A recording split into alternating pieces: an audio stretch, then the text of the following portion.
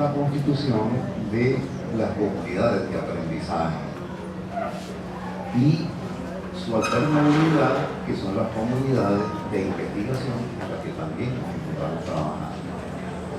Bueno, bienvenidos todos nuevamente y el doctor Carrillo tiene la palabra. Gracias.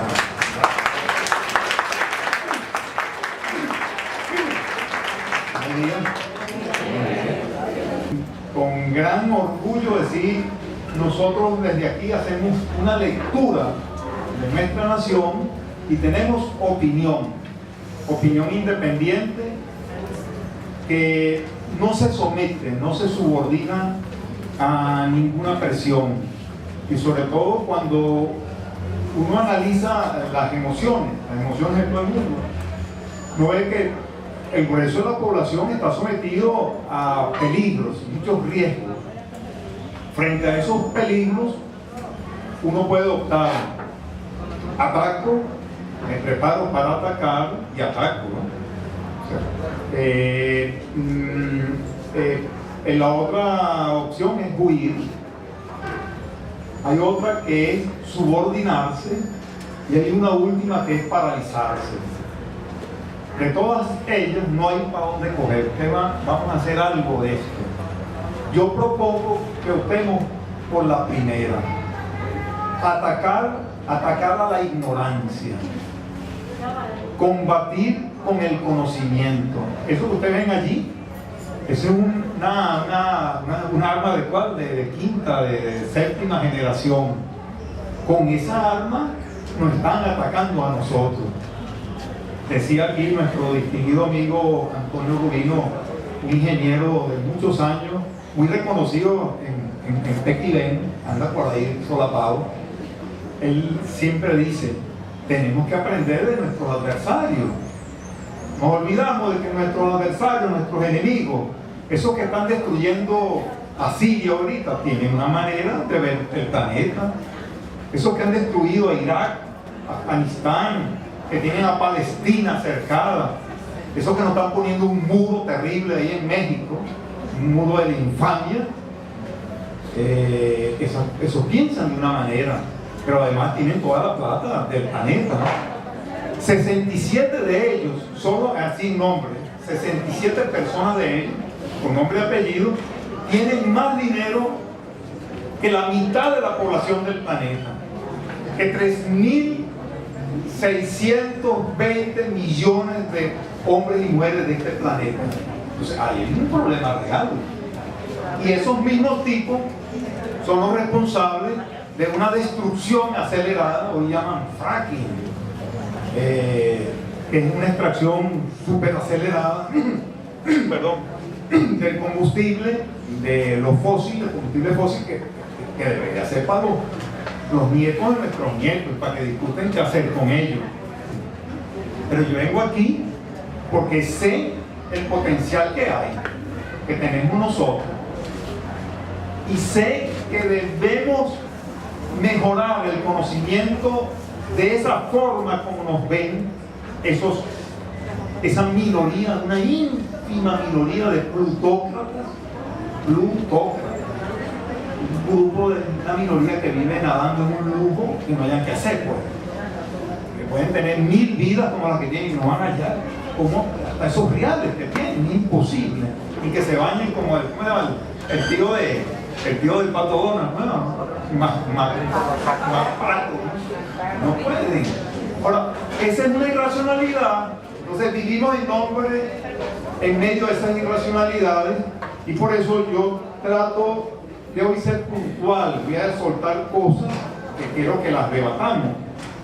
Entonces es una realidad importante de esa destrucción planetaria, es el que nos quieren volver a destruir después que tenemos casi 20 años de subordinación en América Latina, la experiencia institucional más avanzada que hay en el planeta. En Bolivia, justamente, nuestras comunidades originarias estén en el gobierno con todos los problemas, seguro, con todos los problemas, nos muestra que en América Latina está desarrollándose un gran proceso, Y ese proceso lo están combatiendo con las armas más terribles: la mentira, el odio, la disenia, un poco de cosas que lo podemos analizar, con la escisión de nuestra nación. Hoy en día estamos en medio de un proceso de escisión.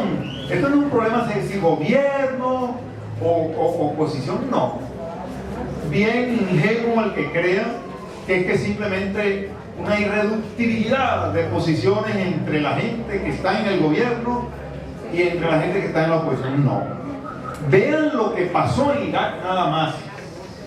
Vean cómo familias que vivían muy bien siendo chiitas o sunitas o cristianos vivían, pareja, familias enteras. Ahí no había esa distinción. Y resulta que acabaron con un gobierno con el que pueda haber cualquier juicio sobre él, que fue el de Saddam Hussein, y destruyeron Irak.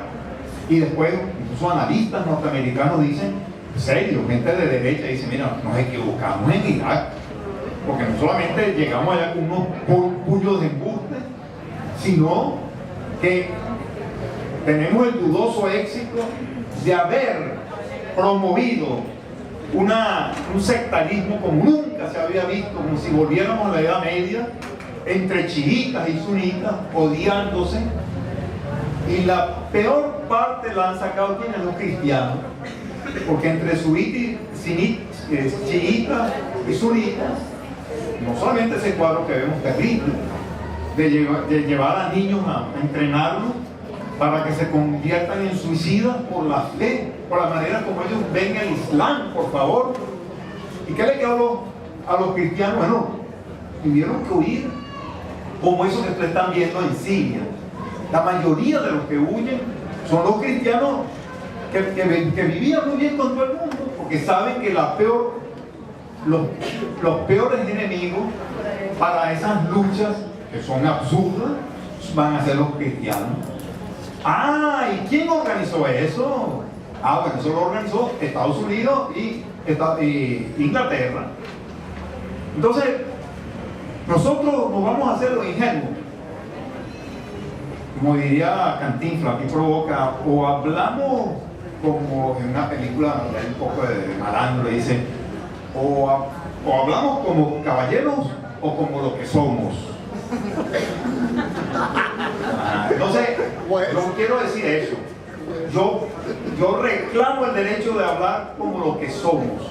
A una agresión de ese tipo yo no le puedo hablar con flores, miren esta flor para allá. ¿Será que lo podemos rescatar, Armando? No. Necesitamos propuestas definitorias, porque no tenemos duda de que lo que estamos haciendo es muy bueno. Ahora, ¿cómo avanzar? Propongo cosas. Necesitamos presentar una biografía. Cada uno de ustedes presenta una biografía. Esto es una tarea extraordinaria. Y le digo que es apasionante porque yo que estoy metido en el mundo de la salud, además, Omar, yo no sé nada de esas cosas que dijiste, que si fui rector en una universidad, un doctorado por ahí, nada de esas cosas.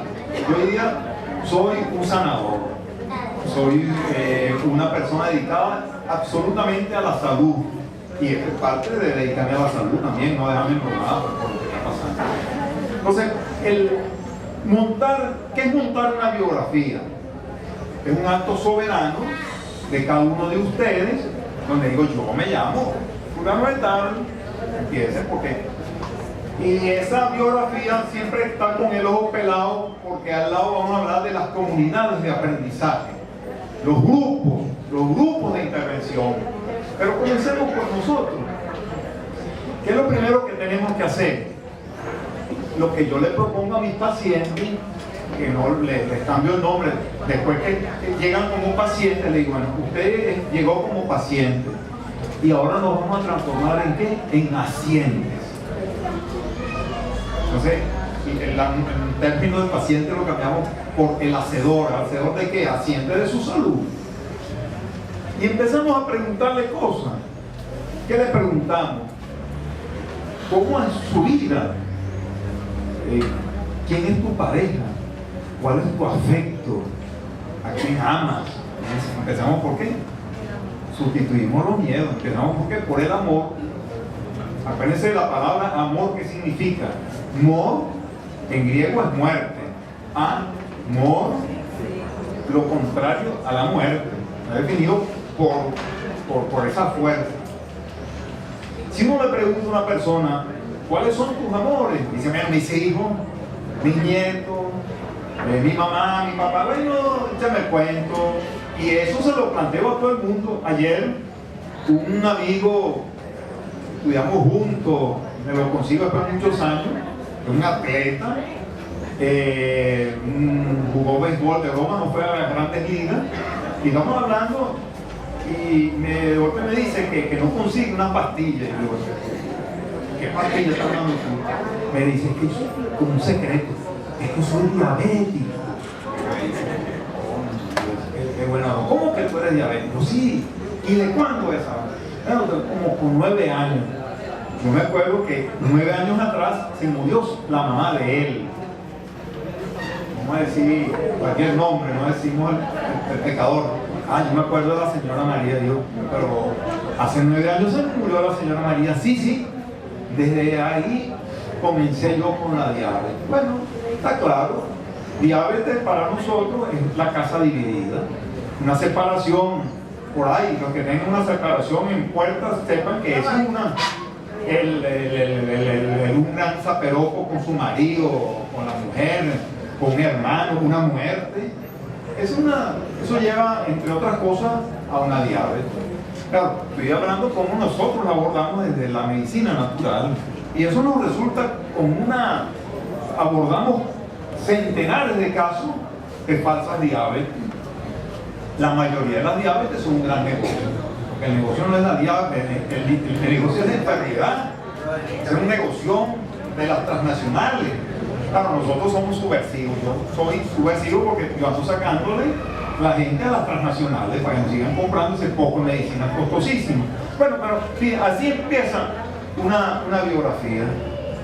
Y esa es la biografía, eso es lo que llamamos historia de vida, historia de la salud.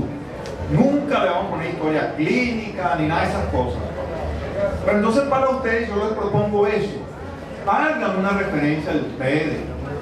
¿Quiénes han sido vuestros padres? Aquí uno de los compañeros me está diciendo que él descubrió que su papá estaba enamorado de una muchacha, la dejó, que era su gran novia, y buscó a quien, a su mamá, y él está aquí porque su papá cambió. ¿Y cómo cambió?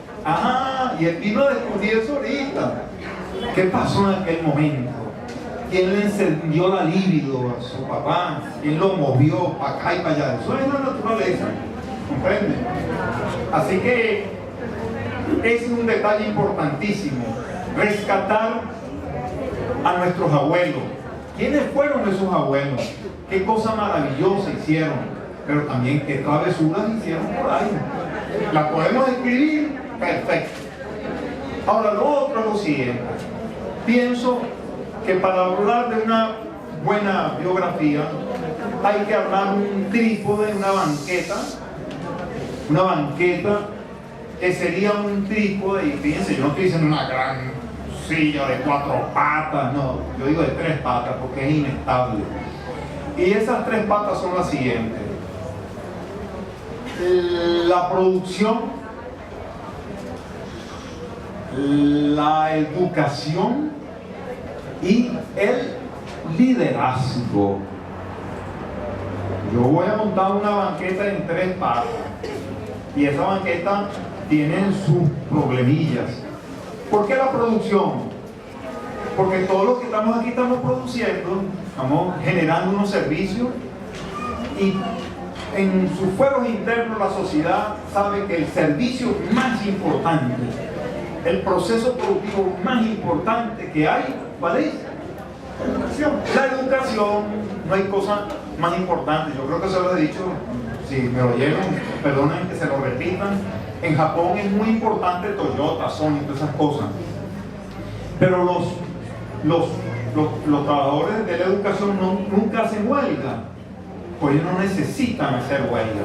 pues su salario es un promedio de la alta gerencia, de la gerencia, porque no puede ser que un ingeniero, perdón, de la gerencia, no, de la ingeniería, que un ingeniero gane más que un educador. Es un promedio, porque tiene que vivir bien un educador. Entonces ahí empiezan las cosas. Pero voy a referir a un concepto lanzado por ahí hace un poco de años por Karl Popper, el gran filósofo alemán, y él decía: en educación tenemos dos problemas. Uno, distinguir quiénes son, entre toda esa gente que está dando clases, quiénes son los que de verdad tienen madera y les gusta y asumen la educación. Ese uno. Y no solamente pagarle bien, y distinguir las personas que siguen en la educación, que no tienen madera o que no tienen opción, para ayudarles a buscar una opción productiva cercana a la educación u otra. Esa confusión, decía Popper, es uno de los problemas que tenemos, y veamos eso. Y escríbanlo ustedes allí. Mi vocación es verdad de ser educador. Si la es, seguro que todos tenemos vocación de maestro, pero una más y menos. ¿Cómo está combinada esa, por ejemplo, con la de comerciante? Hay unos que no están oyendo allá y nos ha regañado para que hoy no. Me conseguí con un paciente, es el papá de una médico, amiga muy directa, también trabaja con medicina natural, y me dice: mire, yo voy a traerle a mi papá porque quiero que usted lo vea. Y me conseguí un señor extraordinario de 80 y tantos años, pero sí, completo. No voy a decir el nombre tampoco. Voy a decir que se llamaba Ramón. No se llama Ramón. Me consigo: ¿cómo está, Ramón? ¿Cómo está la cosa? Y me doy cuenta de que una persona de unos 84, 85 años leyendo de filosofía, yo le solté, hablando de filosofía, le suelto a Zizek. Dice: no, fue al carro y se buscó un libro donde estaba Zizek. Es un gran filósofo. Entonces me dejó ahí en la lona. ¿Y qué eres tú? Mira, me dice él, viéndome así a la cara así: yo soy comerciante, yo soy prestamista, yo tengo mucho real, ¿verdad? Porque dijo así, pero sobre todo, yo soy un ladrón. Entonces, claro, abordar a una persona así es muy sencillo, porque él es muy franco. Mira, y nosotros, los comerciantes, lo que hacemos es especular. Él reconociendo la función, y un tipo bien progresista de paso, ¿no? Pero está reconociendo su condición. Pero el amigo Ramón a mí me dio una lección, pues, tratamos las cosas que tiene, todo el mundo, ¿no? Pero además me sacó un libro donde estaba Zizek, Slavoj Zizek, un filósofo que recomendamos, se llama Zizek, Z-I-Z-I-Z-E-K,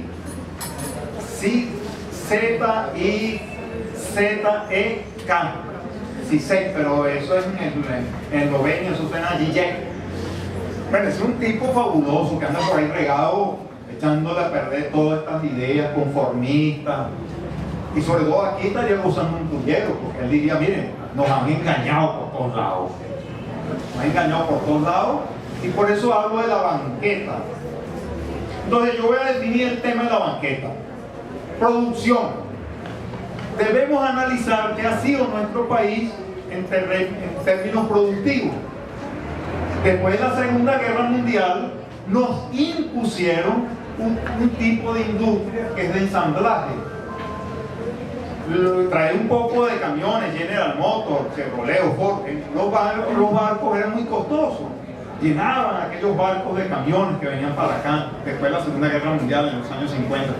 Entonces, una decisión que Antonio Rubino me pudiera explicar mejor: cómo debíamos traerlo desarmado. Lo desarmamos, las latas de 100 camiones ocupan el espacio de 10 camiones. Entonces, mejor traer 100 camiones de desarmo y armarlos aquí. ¿Y qué debían ser los venezolanos o los latinos? Buenos armadores de camiones. Y ese es el proceso de industrialización. Yo tengo un texto que escribí, Antonio, sobre eso. Y yo defino que esa mercancía que nos importaron yo la definí con un acrónimo, es una mercancía de acabado local. Si tú pones es una mal, cualquier parecido con el acrónimo es pura casualidad, ¿eh? Entonces, esa mal, eso no es ningún bien. Eso fue lo que se instaló aquí. Y en base, o tomando como referencia ese tipo de producción siempre de final, y lo puede aseverar Rubino, que está aquí, y cualquiera que tenga un proceso productivo, nos impidieron analizar los procesos integrales. Y nuestros abuelos, los que venimos de los pueblos, ¿no? Sabemos que nuestros antepasados vivieron de una forma más integrada. Ahí se producía el arroz, el maíz, la leguminosa, los lácteos, el quecho, todo eso se producía en mi pueblo. Debemos analizar cómo nosotros hoy en día nos referenciamos a esa producción artificiosa de finalización, de acabado final. Y cómo nosotros pudiéramos ir aguas arriba para desarrollar procesos productivos integrales, donde nosotros generemos los insumos para esa producción en cualquier campo. Empecemos en la química, en biología, en cualquiera.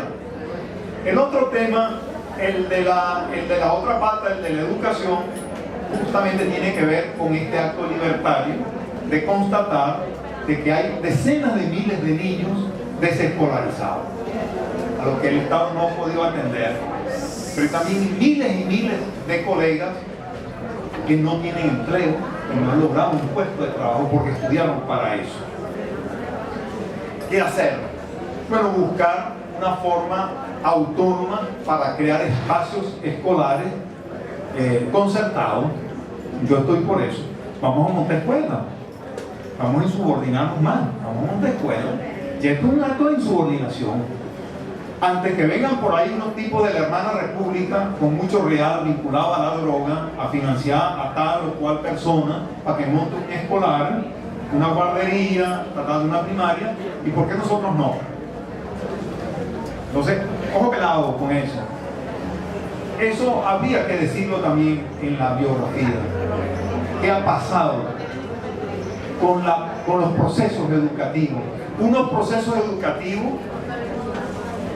que son un chaleco de fuerza. Se ha criticado aquí, no voy a extenderme, acuérdense, están controlados por una cosa que llaman Asociación Americana de Psicología, APA, las normas APA, o sea, la organización reaccionaria más de la derecha junto con la Asociación de Riesgo en norteamericana, y nos seguimos calando eso. Entonces, en subordinación. Ajá, entonces esa educación que tenemos, que pasa aquí todos los días y que no logra entender cómo es posible que la violencia pasa por aquí, bueno, nosotros debemos reflexionar sobre eso. Y el último punto, que es el del liderazgo, yo retomo a Prieto Figueroa. Resulta que mucha gente que está mandando en este momento son ignorantes. Vamos a decirlo clarito. Son ignorantes, a lo mejor tendrán una gran voluntad, vienen y se dirigen a nosotros, tienen un gran discurso, pero ignoran. Por ejemplo, y yo voy a ser bien crítico, ¿cómo es que estamos hablando de un país que es muy rentista? Yo creo que es una crítica interesante, pero estamos hablando de entregar ahorita el coltán, el oro, todo lo que queda por ahí. Yo creo que a mí no me preguntaron, y yo sé algo de eso, y sé que está aquí una persona que sabe mucho de eso, y yo sé que a él no le preguntaron. Entonces, yo voy insubordinando, y esto es subversivo, lo voy a decir. Yo quiero que a mí me consulten, pues yo tengo opinión. Yo sí tengo opinión, porque yo soy experto en algunas cosas. ¿Cómo es posible que se esté debatiendo el asunto que no llega a la medicina, que no llega a la medicina? No es la oportunidad de la medicina natural. Yo digo, yo levanto la mano, denme la oportunidad para mostrarle cómo toda esa zika que está por ahí es una combinación de medias verdades y de embuste, y cómo con medicina natural se lo resolvemos. Yo levanto la mano y no me la quieren ver. ¿Ven el asunto? Entonces sí hay un debate. Ojo pelado, yo no creo que los del otro lado tengan mejor respuesta, porque a ellos no les interesa nada de eso, ni les interesa lo que nosotros debatimos. Ellos están, como ustedes están viendo en Argentina, por reponer toda una serie de mecanismos rapaces donde las bancas, la estructura, esa gran aspiradora de nuestra energía que es la banca, termine con nosotros. Así que en el medio de todo ese debate estamos nosotros. Y para mí no hay otra forma de explicarlo que no sea de postularnos como líderes por la calle del medio. Y asumo aprieto, porque ¿cómo es la cosa que si el maestro tiene una alta responsabilidad en las tareas más importantes en una nación y no se le oye? ¿Ven el tema? Entonces, exacto, entonces pienso que el liderazgo tiene que ser un liderazgo cognitivo, un poco así, como diciendo, me calo que un tipo esté en el ambiente y todos sepamos que ese tipo que está en el ambiente, por hacer lo que sea, y está dando los permisos para que terminen de talar y acabar con un poco de áreas de protección, pulmones verdes que tenemos. Entonces ahí pasa una cosa. Entonces yo pienso que el liderazgo hoy en día tiene que ser con el conocimiento. ¿Y dónde está el conocimiento? Primero que está aquí. Nosotros tenemos el deber de opinar. Es allí entonces que el tema de la biografía expresada en comunidades de aprendizaje, que es el tema que además estamos tratando de impulsar, que sean grupos que se instalen como, porque todos los que están aquí no puede ser una sola comunidad de aprendizaje, tienen que haber varias, por localidades, por grupos pequeños, pero que propongamos junto a los muchachos, ahí está la otra cosa, poner a los muchachos afuera, y las comunas, los consejos comunales, lo que sea, sindicatos, el hacer, avanzar para hacer, no hacer abones. ¿Dónde está por ahí Victoria? Victoria se me perdió. Victoria quiere hacer jabones. Yo sé qué hacerlo, hay que hacer jabones. Ahora, jabón es una tecnología terriblemente avanzada, chicos, es una cosa que lo han hecho nuestros abuelos hace mucho tiempo.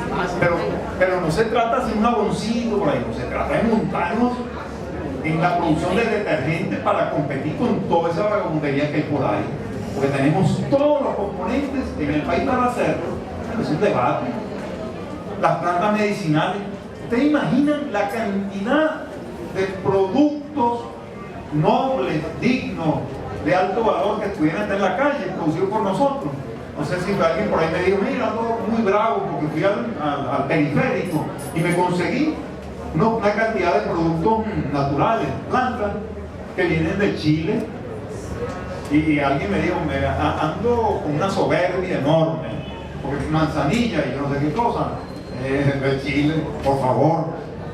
La mitad del monte que vemos por ahí son plantas medicinales. Si no pudiéramos dedicarle todo el día, por ejemplo, solamente a la yuquilla. Alguien me preguntó por ahí por el corcillo. La yuquilla es el explota que ustedes ven por ahí, que es muy tan terrible, no lo puedes acabar. Entonces resulta que tienes que echarle bastante agua, sacar la planta, trabajar las yuquitas, es un diurético extraordinario. Claro, no se te pase la mano, pero unas cuantas yuquillas tú las pones, las hierves, te las tomas. Mira que fulanito tiene problemas en los riñones, litiasis, que se bueno, dale una yuquilla, y ya está. Úselo con moderación, no es decir que yo le mandé a tomar ahora los efectos tóxicos, por eso quería a Ortuño, que es médico toxicólogo, que viniera para acá hoy. Bueno, está la otra cosa, el colocillo. Todo el que tiene un jardín y que le mete a la escalilla sabe que es imposible acabar con el colocillo. Ese bichito que hay adentro, pero escarben bien la tierra y van a ver algo que me enseñó mi maestro que echaba abajo. Me decían, vénganse para que vea esto. Cuando usted escarba la tierra, lo que hay abajo es una red neuronal. Acuérdense que las plantas se comunican por las raíces. Las neuronas de los vegetales están en las raíces. no es la flor, que bella la flor, el tallo, no, todo el conocimiento está allá abajo. Entonces, el corocillo es magnífico para cantidad de problemas que tienen que ver con virus, parásitos, por ejemplo, el Alzheimer, el Parkinson, lo tratamos con corocillo. Bueno, ojo, no solo eso. Los que están pensando por ahí que la memoria se les pierde, usen el corocillo y van a ver que se reaviva muy fácil. Bueno, entonces, ¿qué digo con eso? Que hay decenas de posibilidades para que nosotros mismos constituyamos comunidades de aprendizaje. Voy a terminar simplemente con hacer esa referencia. Hay unos, no voy a decir los nombres, unos teóricos norteamericanos. Esos tipos son estudiosos. Ellos están ahorita estudiando el número de personas óptimo para que la masa crítica en conocimiento se exprese. Ellos uno le previenen lo siguiente: nunca trabaje con comunidades que pasan de 150 personas. O sea, hasta 150 personas uno puede lograr una cierta camaradería, vamos a hacer un sancocho, pero después de allí los mecanismos de control remiten mucho a la mentira, a la jerarquía. Entonces tengo que poner la chapa, a ver, para que me respeten. Y eso es lo que pasa en el ejército. Una jerarquía tan grande necesitas el tipo que aparece como el salvador de la patria. No, ninguno de nosotros somos salvadores de nada. Vamos a tratar de salvarnos nosotros para empezar.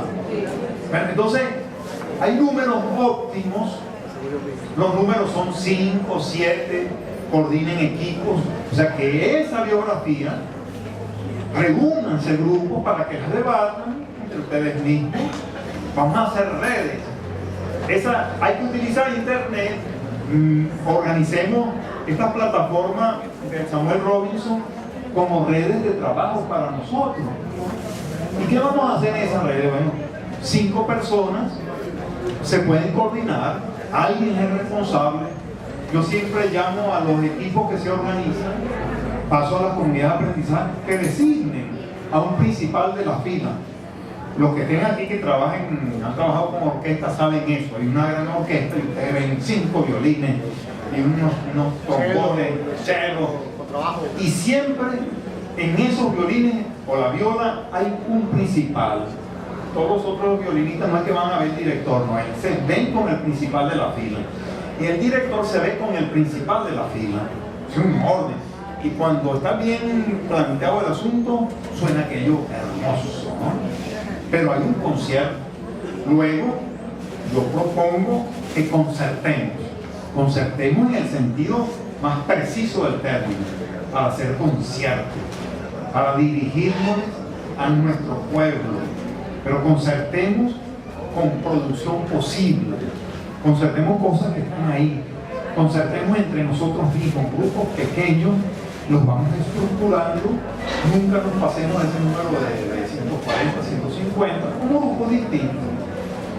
Y segurito que en el corto plazo, Omar, vamos a tener resultados. Yo estoy a la orden, yo sé que tenemos un equipo que trabaja con usted, vibra con usted, que es el de Medicina Natural, el diplomado de Bioenergética. Gracias.